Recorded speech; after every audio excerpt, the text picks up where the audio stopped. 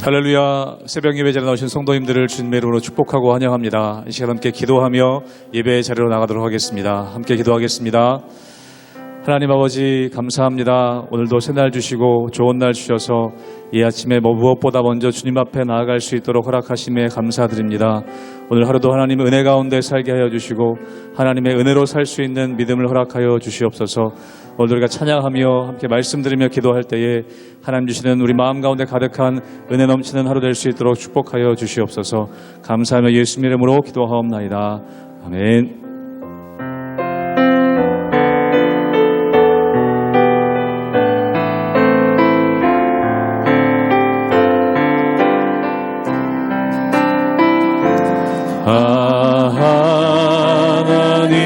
하나님의 은혜로 있을 데 없는 자 왜 구속하여 주는지 난 알 수 없도다. 하나님의 은혜로 하나님의 은혜로 있을 데 없는 자 왜 구속하여 주는지 난 알 수 없도다. 내가 믿고 또 의지함은 내 모든 형편 아시는 주님 늘 보호해 주실 것을 나는 확실히 아네. 왜 내게 굳센 믿음과 또 복음 주셔서 내 마음이 항상 편한지 난 알 수 없도다. 내가 믿고 또 의지하는 내 모든 형편 아시는 주님 늘 보호해 주실 것을 나는 확실히 왜 내게 성령 주셔서 왜 내게 성령 주셔서 내 마음 감동해 주 예수 믿게 하는지 난 알 수 없. 사절로 함께 고백합니다. 주 언제 강림하실지 주 언제 강림하실지 혹 밤에 혹 낮에 또 주님 만날 그것도 난 알 수 없도. 내가 믿고 의지함은 내가 믿고 또 의지함은 내 모든 형편 아시는 주님 늘 보호해 주실 것을 나는 확실히 내가 믿고 의지함은 내가 믿고 또 의지함은 내 모든 형편 아시는 주님 늘 보호해 주실 것을 나는 확실히 아멘.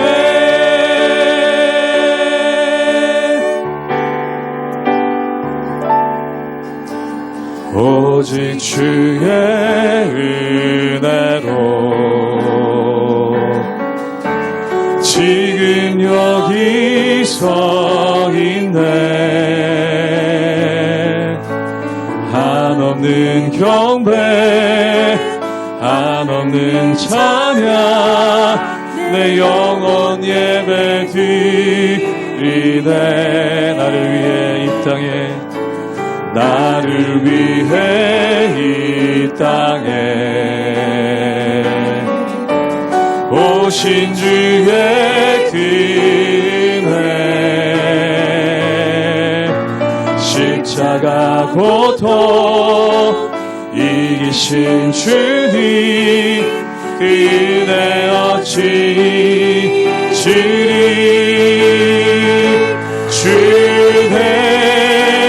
날 채우시네. 주의 보게 하시네. 살아가는 동안 은혜로만 살리 십자가 은혜로. 처음부터 고백하겠습니다. 오직 주의 은혜로 오직 주의 은혜로 지금 여기 서 있네.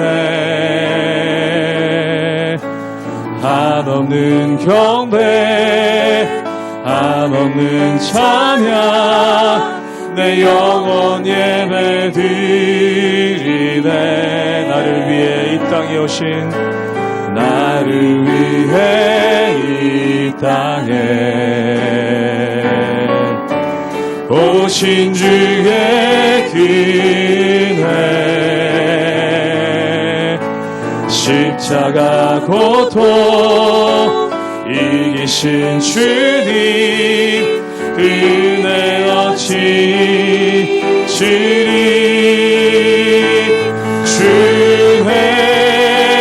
날 채우시네. 주의 보게 하시네.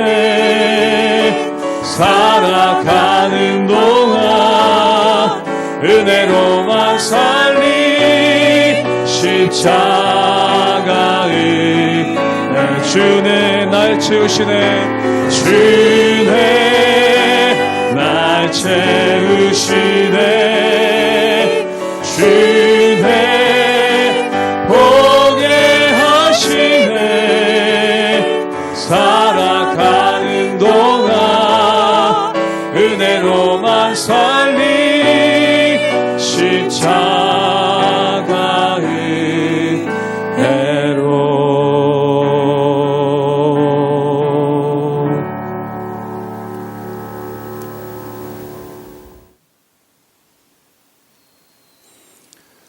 할렐루야. 우리 하나님의 은혜와 평강이 우리 성도님들 삶 가운데 날마다 가득하시기를 주님의 이름으로 축원합니다. 우리가 이 세상을 살다 보면 선택의 문제가 굉장히 많은 것을 보게 됩니다. 그 선택의 문제 중에 하나가 바로 결혼이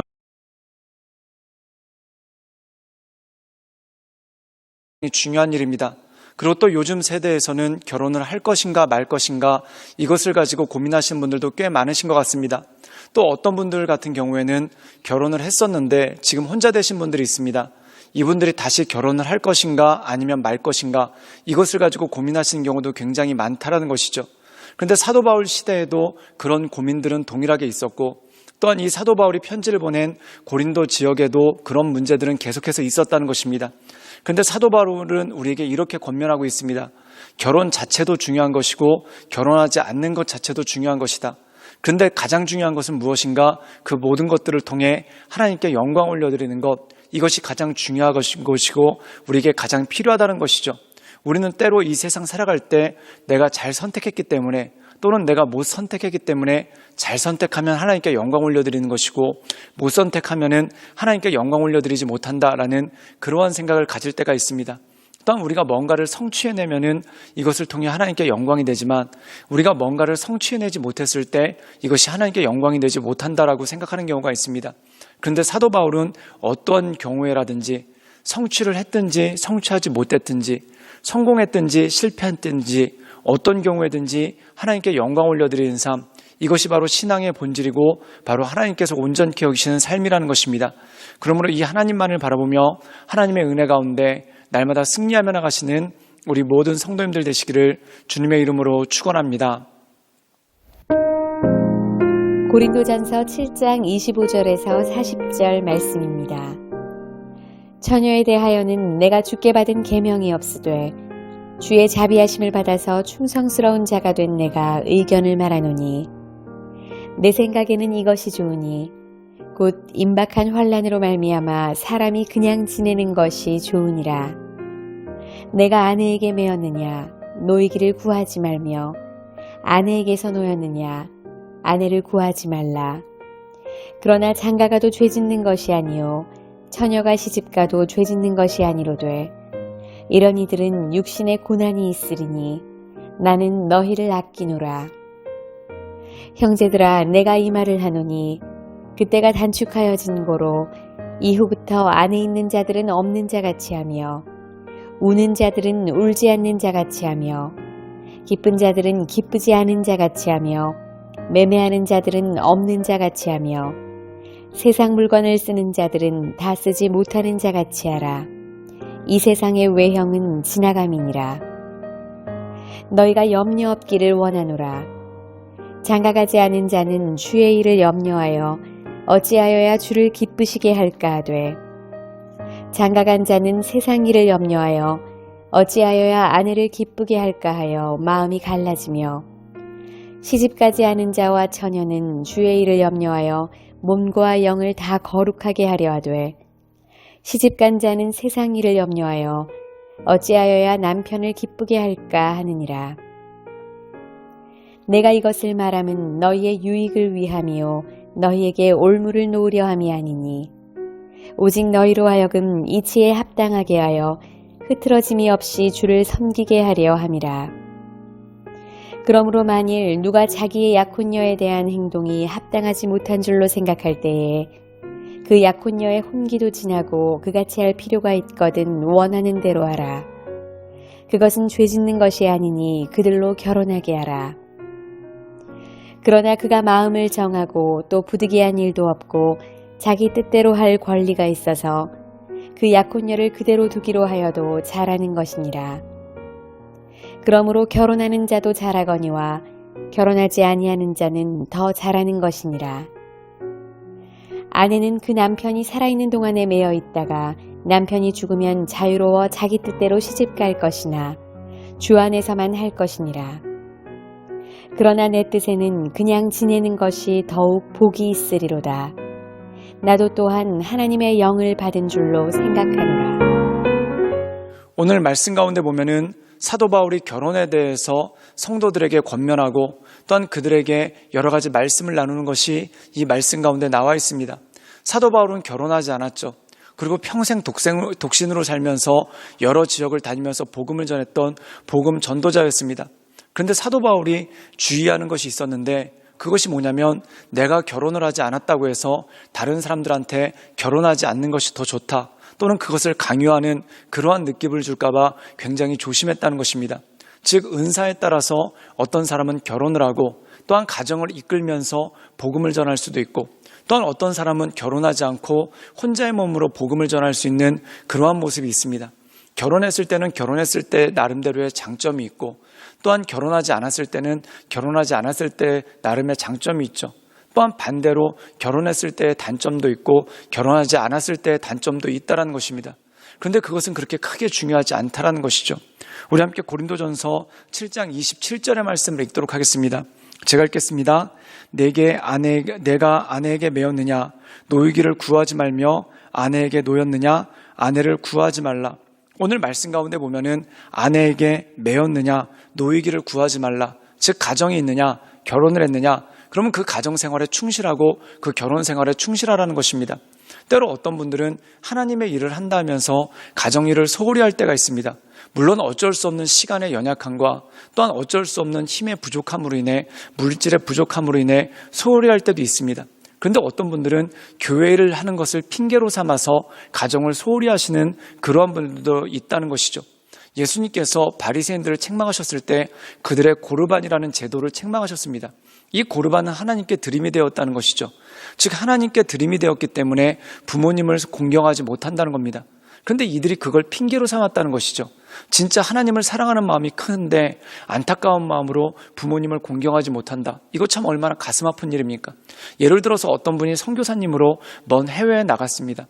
그런데 부모님이 한국에 계신데 이 부모님을 생신 때도 찾아뵙지 못하고 명절 때도 찾아뵙지 못할 때 얼마나 마음 가운데 안타까움이 있습니까? 그런데 그런 것이 아니라 그런 안타까움을 가지고도 사명 때문에 주의를 감당하는 것이 아니라 일부러 그러는 경우가 있다라는 거예요. 즉 다시 말해서 하나님의 일을 하는 것을 핑계를 삼아서 부모님을 일부러 돌보지 않는 것, 이것이 바로 잘못된 것이다 라고 예수님께서 말씀하셨죠. 그런데 가정생활하면서도 그런 사람이 있다는 겁니다. 주님의 일을 한다 하면서 그것 때문에 가족을 돌보지 않는 그러한 사람이 있습니다.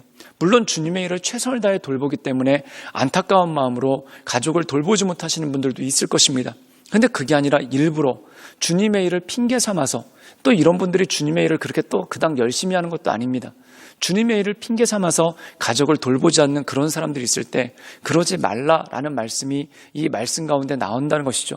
또한 혼자 된 사람에게는 일부러 결혼을 구하지 말라라는 겁니다. 그 이유가 무엇입니까?